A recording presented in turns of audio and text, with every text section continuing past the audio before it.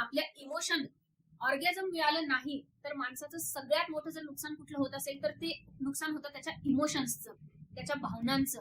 आणि भावनिक दृष्ट्या माणूस इतका व्हल्नरेबल होतो, म्हणजेच इतका केविलवाना होतो की बघता सोय नाही. म्हणजे ही माणसं जी आहेत ती आपल्या छोट्या छोट्या इमोशनल गरजा पूर्ण करायला इतरांवर अवलंबून राहायला लागतात, कारण यांना इमोशनल ऑर्गॅझम मिळत नसतं, त्यांच्या आत ते जनरेट होत नसतं. म्हणून आपल्याला बाहेरून कुठून तरी मिळेल याच्या शोधात ही माणसं असतात.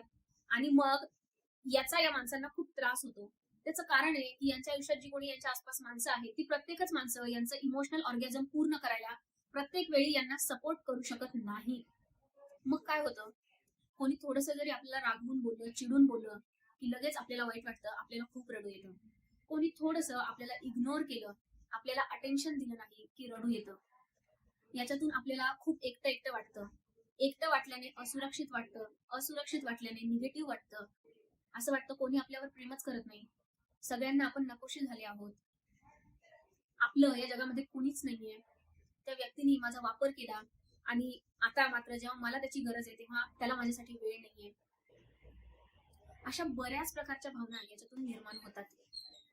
आणि एकदा आपलं भावनिक नुकसान व्हायला लागलं ना की त्याचा परिणाम आपल्या शरीरावर व्हायला लागतो, कारण भावना